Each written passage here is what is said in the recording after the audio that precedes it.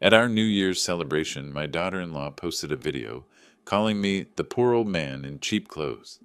5 million people watched her mock everything about me. I called my son. His response, "It's just a joke, Dad." What they didn't know, I'd been funding their entire life, and I'm worth over $1 billion.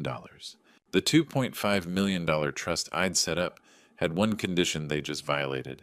I would teach them a lesson.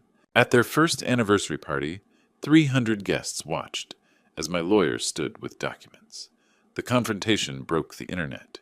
Before we get to what happened at that party, tell me, have you ever been judged by someone who had no idea who you really were? Comment below. Because my daughter-in-law was about to learn the most expensive lesson of her life. 5 million views. That's how many people watched my daughter-in-law Courtney point her phone at me during our New Year's celebration and tell the world I was an embarrassment to the family. I remember the moment clearly. We were at my son Christopher's house, gathered around the dining table. I was wearing what I always wear, a simple sweater, khaki pants, and my reading glasses. Nothing fancy, just comfortable clothes for a family evening. Courtney had her phone out, which wasn't unusual. She was always filming something, always chasing that next viral moment. But this time the camera was pointed directly at me. "This is my father-in-law, Philip," she said under the lens, her voice dripping with contempt. "He's literally the poorest person in our family. Look at that sweater. I'm pretty sure it came from the clearance rack. And that car he drives, a Honda that's older than I am." The comments started rolling in within minutes. Christopher showed me later, his face pale with embarrassment. Not embarrassment for Courtney's behavior, embarrassment for me. "Why does he dress like a substitute teacher? Girl, your father-in-law needs a fundraiser." The way he's just sitting there not knowing he's being roasted. Courtney had pinned her favorite to the top. POV, your family's disappointment shows up to dinner in thrift store realness. I watched that video 3 times, not because it hurt, though I'd be lying if I said it didn't sting. I watched it because I was calculating, measuring, deciding what this moment of cruelty was worth. Let me tell you who I really am. My name is Philip Gardner. I'm 62 years old. I drive a Honda Accord that I've had for 11 years because it runs perfectly well. I buy my clothes from stores that offer good quality at reasonable prices. I don't post on social media. I don't wear jewelry that announces my presence. I don't feel the need to parade my success through every room I enter. What I do have is a private equity firm that I founded 30 years ago. It currently manages $1.2 billion in assets. I also have a real estate portfolio worth approximately $48 million, an art collection appraised at $18 million, and a lake house in northern Michigan. But my family doesn't know any of that. To them, I'm just Philip, the quiet one, the one who never remarried after my wife Eleanor died 3 years ago, the one who does something with investments, but clearly isn't very successful at it. Look at how he dresses. Look at that sad little car. I let them believe it. For 3 years since Eleanor's death, I've let them believe it. Because grief taught me something valuable when you strip away all the noise, all the performance. What's left is who you really are, and I didn't need designer labels to know my worth. But Courtney's video changed something. She posted follow-up content over the next few days, videos ranking family members by perceived wealth, with me firmly at the bottom, responding to comments encouraging the cruelty building her platform on my humiliation. She mocked everything, my sweater, my car, my reading glasses, the way I spoke. 5 million people laughing at a man they'd never met, judging him by his appearance, measuring his worth by his wardrobe. And my son Christopher. He watched it happen, he saw the comments. He knew what his wife was doing, and he said nothing. That silence cost him more than he could possibly imagine. Because here's what they didn't know: I hadn't built my life to impress anyone. I hadn't spent 30 years building wealth to prove anything to people who measured success by brand names and social media followers. And I certainly hadn't built it to tolerate disrespect. The question wasn't whether I would respond to that video. The question was how much it would cost them when I did. Let me take you back 2 years to the moment I should have seen this coming, my son's wedding day. Some people reveal their character slowly. Others show you exactly who they are the first time you meet them. Denise Foster, Courtney's mother, belonged in the second category. The wedding took place at a country club in Bloomfield Hills, the kind of place where valet parking costs more than most people spend on dinner.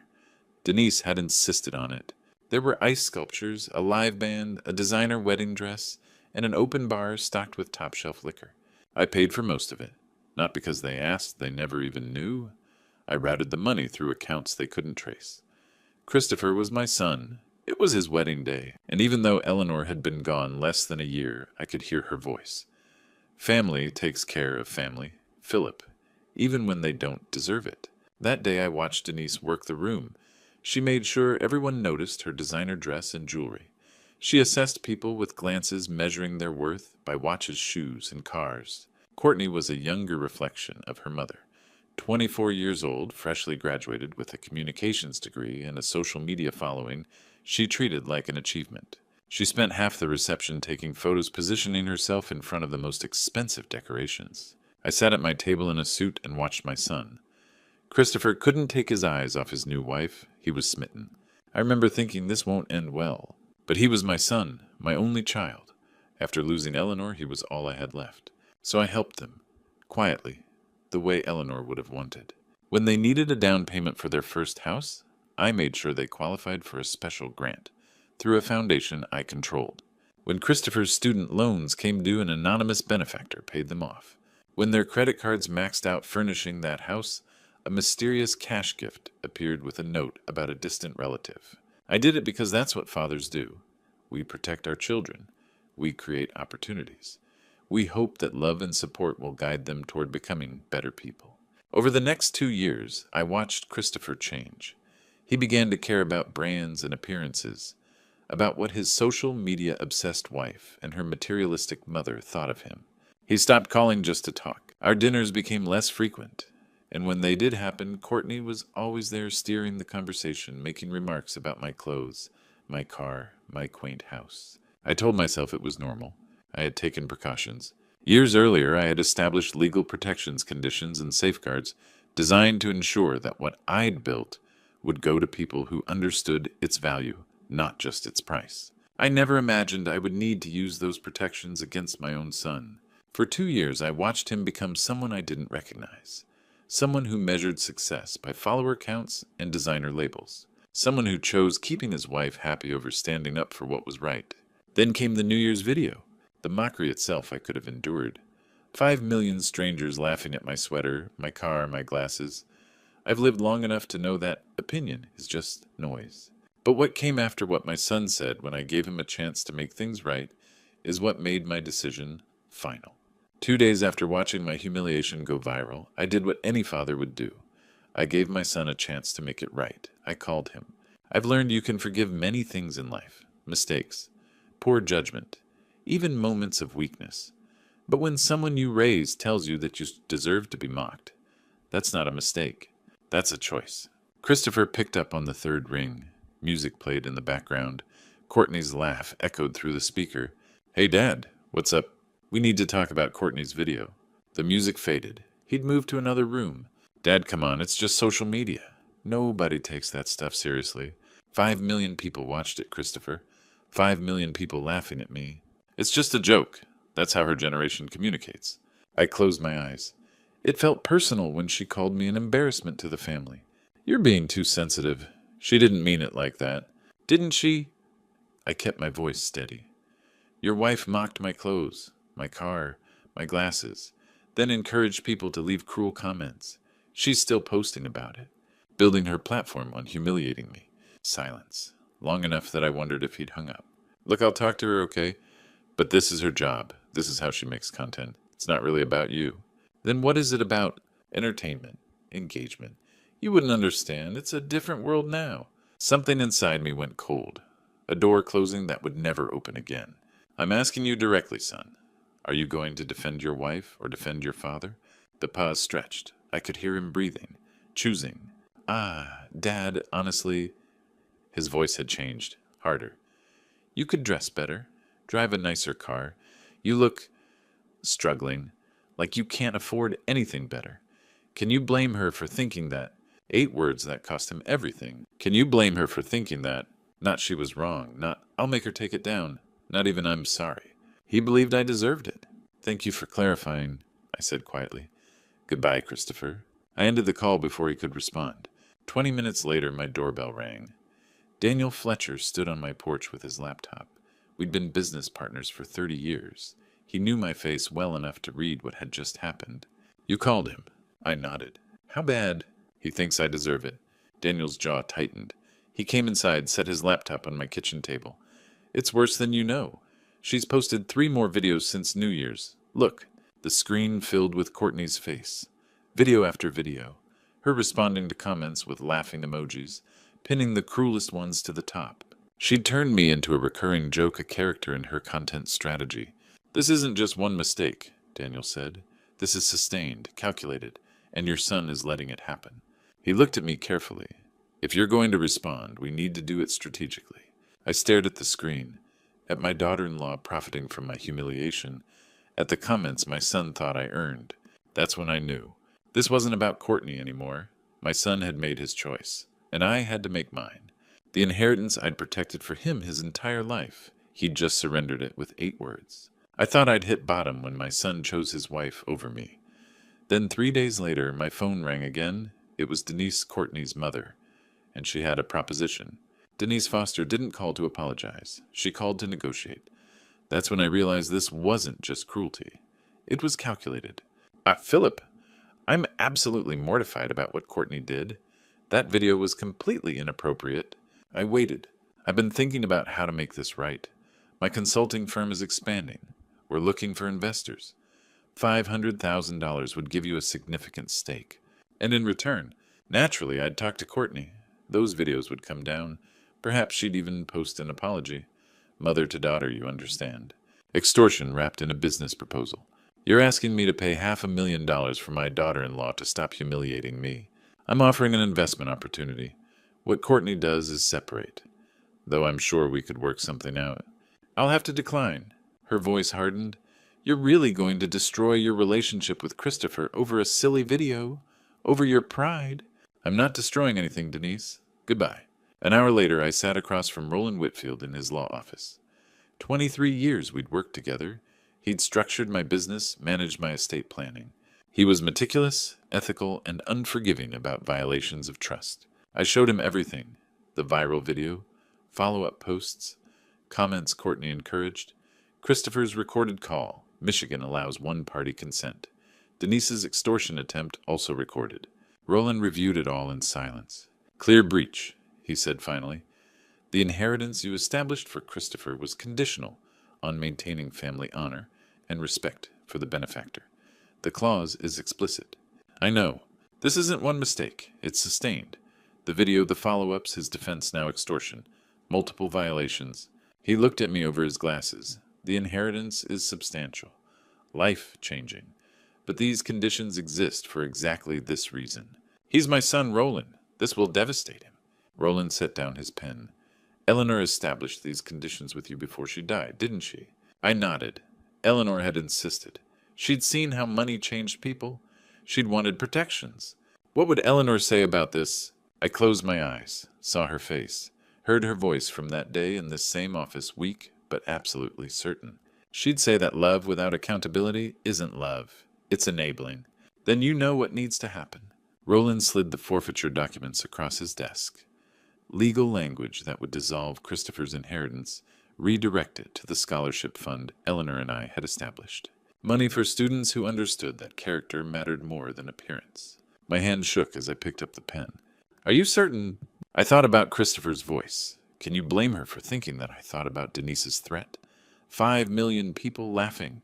And I thought about Eleanor, who taught me that the hardest thing and the right thing are often the same thing.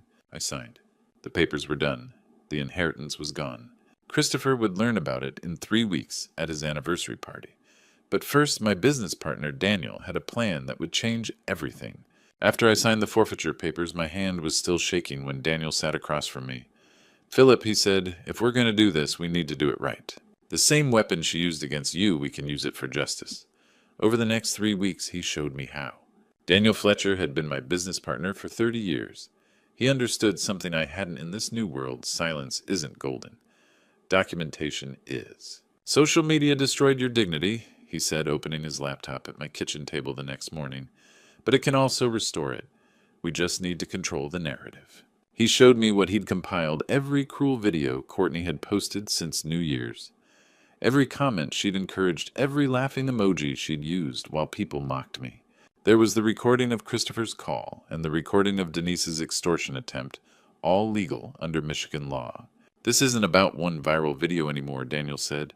This is a documented pattern, and when the truth comes out, people need to see all of it. What are you suggesting? I asked.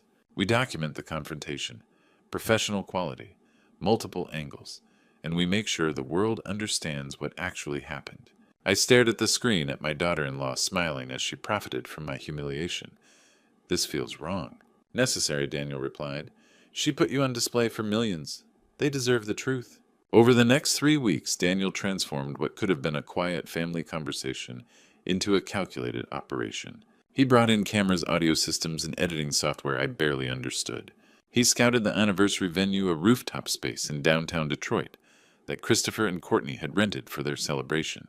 300 guests, Daniel reported. Open bar, live band, ice sculptures. It'll cost a fortune. It already is, I said quietly.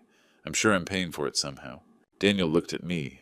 Does Christopher know? No, he never asks where the money comes from. It just appears. The venue was exactly Courtney's taste. Expensive, impressive, Instagram perfect.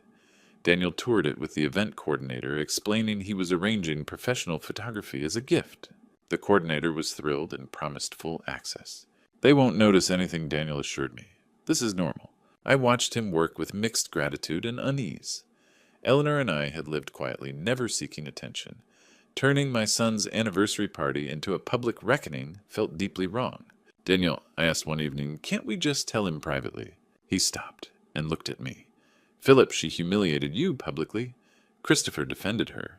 Denise tried to extort you. This stopped being private. He showed me Courtney's page.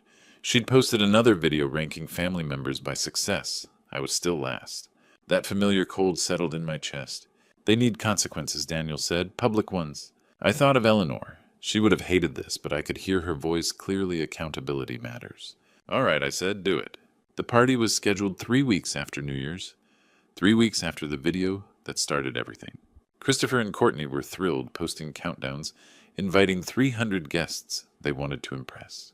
3 weeks after that viral video, I walked into my son's anniversary party in a modest suit and my usual reading glasses. They wanted me there. What they didn't know was that tonight everyone would see the consequences. And I wasn't the only one watching. The venue was everything Courtney had dreamed of. Floor-to-ceiling windows overlooking the Detroit River, ice sculptures, a champagne tower. Designer everything. It must have cost a fortune. I should know. I was paying for most of it. I arrived as the sunset winter light fading over the water. My modest suit drew looks immediately. 300 guests in designer clothes, and there was Philip Gardner looking exactly like what Courtney had called me, the poor relative. She spotted me near the champagne tower, surrounded by friends with phones out. Oh, Philip's here. Everyone acts surprised he actually showed up. Laughter rippled through her circle. I made my way to my assigned table in the back. Not the family table up front. That was for people who mattered. I was placed with distant cousins, the people you invite out of obligation. Christopher was at the center of the room, beaming beside his wife. When our eyes met, he looked away. Quickly, like seeing me caused him physical pain.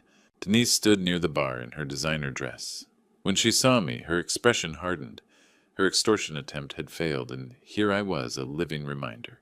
Near the entrance, professional photography equipment. Multiple cameras lighting a crew, adjusting angles. To everyone else, it looked like comprehensive event documentation. Only I knew what those cameras were really for. Daniel caught my eye from across the room, dressed like the photography crew. He gave me the slightest nod. Everything was in place. Courtney was already posting. I could see her phone screen, celebrating 1 perfect year with my perfect husband at our perfect party. Comments pouring in from her followers. The toast began after dinner.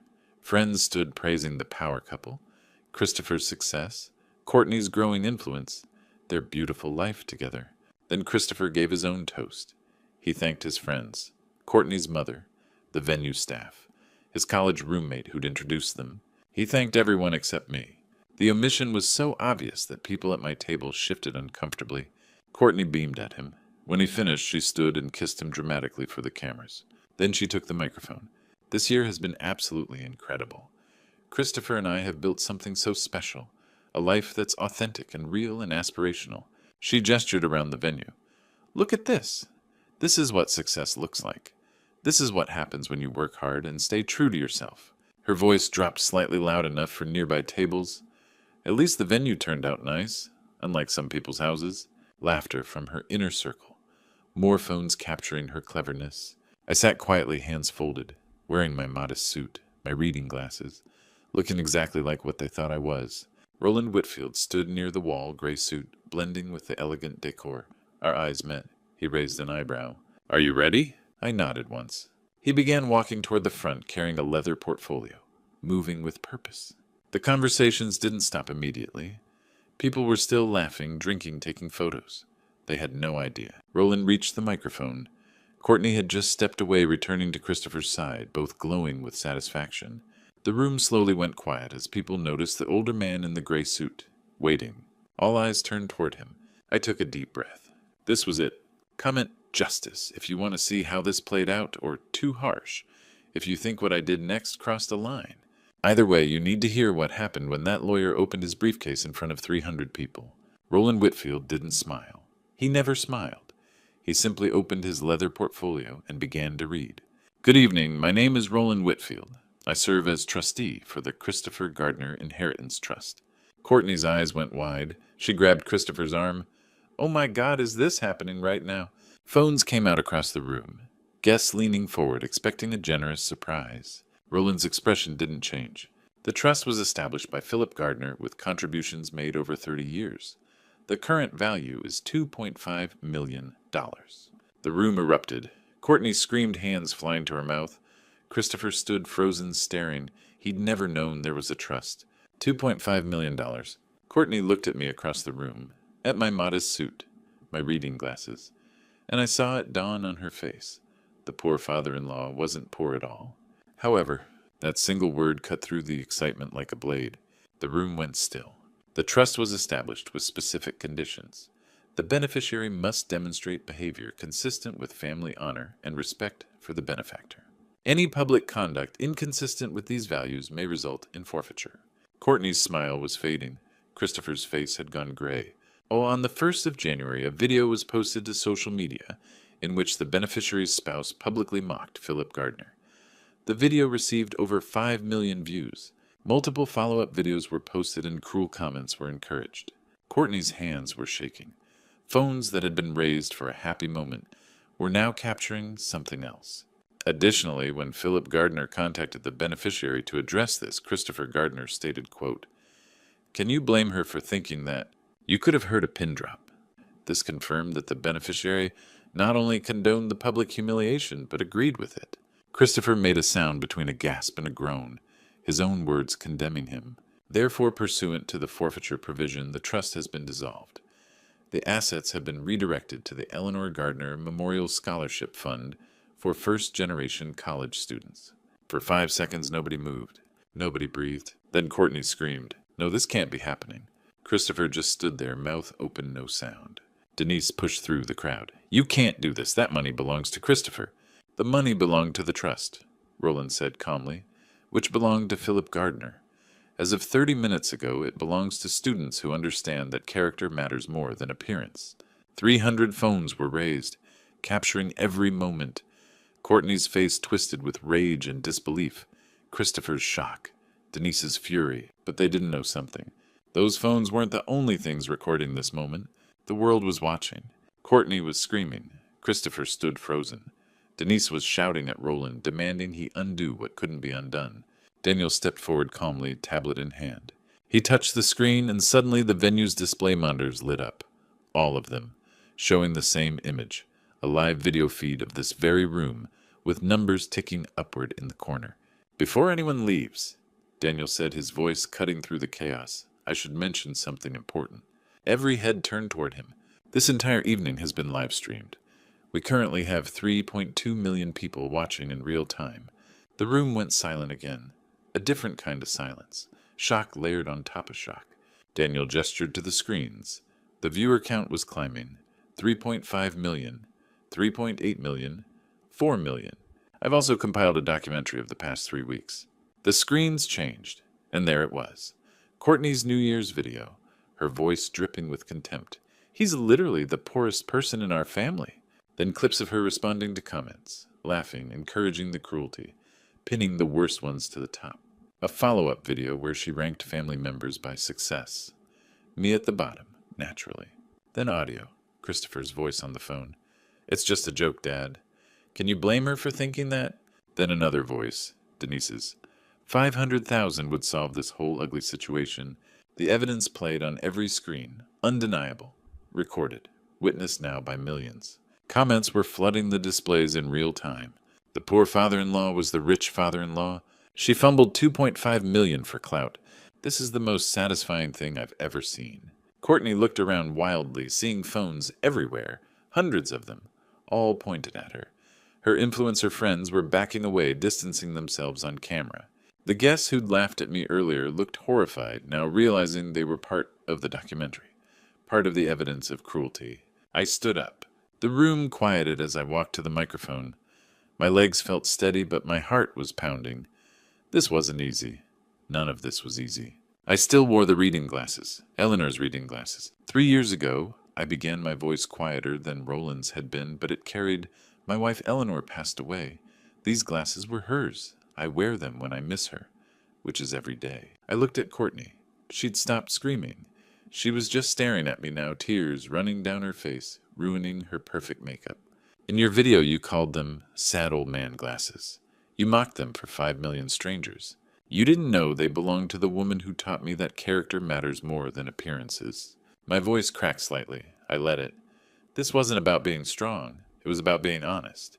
I turned to Christopher, my son, who couldn't meet my eyes. I called you. I gave you one chance to stand up for your father. You chose to agree with her instead. Dad, he started, but I held up my hand. The inheritance wasn't punishment, Christopher. It was a test of character, of loyalty, of basic human decency. You both failed. I looked out at the room. 300 people. Millions online. I've spent 30 years building wealth in silence. I don't need designer clothes or social media followers to know my worth. I never have. The screen still showed the climbing viewer count. 4.5 million. 5 million. Millions of people are watching this right now. Let them see what happens when you measure people by their clothes instead of their character. When you build a life on cruelty and call it content. I thought about Maria, the scholarship recipient I'd met just days ago. Her tears of gratitude, her mother's hands worn from work. That $2.5 million will help students like Maria Rodriguez. She works 3 jobs while maintaining a 4.0 average. Students who understand that how you treat people matters infinitely more than how you look treating them. I took off the microphone, started to walk away. Then I stopped, turned back. I hope you both enjoyed your anniversary party, I said, looking at Christopher and Courtney. I paid for this one too. I walked toward the exit. Behind me, Courtney's sobs echoed through the silent room. Christopher stood like a statue, his face white. 300 phones captured every moment. The viewer count hit 10 million as I reached the elevator, and it was just getting started. I didn't sleep that night. Not from regret, but from the weight of what I'd done. When dawn came and I finally looked at my phone, the world had rendered its verdict. By morning, 40 million views. By afternoon, an influencer's career was over. By evening, I understood what I'd truly lost and gained. The explosion was total. Courtney's sponsors vanished within hours. Skincare brands, fashion companies, lifestyle partnerships. 500,000 followers disappeared in 2 days. Other influencers dissected her downfall in video essays about authenticity. She deleted everything, every platform, every account. Simply gone. Christopher's professional life crumbled. Messages flooded his profile. Colleagues distanced themselves. Job prospects evaporated. I watched from my living room without triumph, just the hollow ache of watching my son realize what he'd lost. That kind of pain doesn't feel like victory. It feels like waste. 2 days later, I attended a scholarship ceremony. Small gathering community center folding chairs, everything the anniversary party wasn't. Maria Rodriguez sat in the front row, 19 first-generation college student, 3 jobs, 4.0 average. Engineering dreams. When I handed her the scholarship letter, she cried, "Mr. Gardner, this changes everything for my family. This is the American dream." She reminded me of Eleanor. Same fierce determination. My wife would have loved to meet you. This fund is her legacy. The fund had grown to 3.3 million. Public donations added 800,000. 14 students would receive full scholarships. Maria's gratitude versus Courtney's entitlement. The contrast was everything. 3 weeks later, Christopher texted, "Can we talk?" Coffee shop, neutral ground. He looked older, worn by consequences. I was wrong. I chose the wrong side. I forgot who raised me. His voice quiet, genuine. I'm separated from Courtney, living alone, trying to figure out who I am. The money's gone. That decision is final. But I can be your father again if you earn that back. His eyes met mine, really met them for the first time in years. I'd like that. Some wounds need time before you know if they can heal. Courtney vanished entirely. Rumors placed her working retail. The influencer empire ceased to exist. Denise never contacted me again. Some bridges once burned stay ash. Now I sit in my living room wearing a $42 sweater and Eleanor's reading glasses. Her photo shows her laughing at some long-ago dinner. She would have hated the confrontation, but she would have demanded the accountability. 3 years without her still learning her lessons. People confuse silence for weakness when it's often wisdom. Humility isn't poverty. It's freedom. You can't build anything lasting on cruelty's foundation. I don't regret what happened. I regret it was necessary. Real wealth isn't in bank accounts. It's knowing who you are when nobody's watching. It's 14 students whose lives changed because I demanded better. It's Eleanor's legacy living through people like Maria. Daniel's teaching me social media now, just enough to follow scholarship recipients. Maria's engineering projects, students building futures on character's foundation. My life hasn't changed. Same car, same house, same values. I'm still just Philip Gardner. And that's always been enough. If you've ever been underestimated by people who confused appearances for worth, remember this: the loudest voices aren't always the wisest. Those who mock your quiet strength might be standing on ground you built. Sometimes silence isn't weakness. Sometimes it's patience waiting for the right moment to speak. And when that moment comes, let your character do the talking. Looking back at this whole ordeal, I realized something profound. Don't be like me. Don't wait until a viral video forces your hand to teach the people you love about accountability. I should have had harder conversations with Christopher years ago when I first saw Kendra's influence changing him. But I stayed silent, hoping love alone would guide him right. God gave me the patience to endure that humiliation. God gave me the wisdom to respond with justice instead of rage. And God gave me the grace to leave the door open for my son's redemption even after everything. These aren't just grandpa stories about revenge. They're lessons about when silence stops being wisdom and starts being enabling. The lesson I learned: character isn't built in moments of comfort. It's forged when someone mocks you for wearing your late wife's glasses, and you have to decide, do you let cruelty win? Or do you stand firm in who you are? Eleanor taught me that love without boundaries isn't love, it's permission. She's with God now, and I believe she'd say I finally learned that lesson, even if it came 3 years too late. These grandpa stories we tell aren't always comfortable. Sometimes they're about losing $2.5 million to teach your child that respect matters more than inheritance. Sometimes they're about public confrontation when private conversations failed. But here's what I know: God doesn't measure us by our bank accounts or our follower counts. He measures us by how we treat people when nobody important is watching. If this story moved you, taught you something, or reminded you that character still matters in this digital age, I'd be honored if you'd share it. Leave a comment about a time you chose character over comfort. Subscribe to hear more grandpa stories about real people navigating real struggles. And remember, the quietest voice in the room might be building the ground everyone else stands on. God bless you all.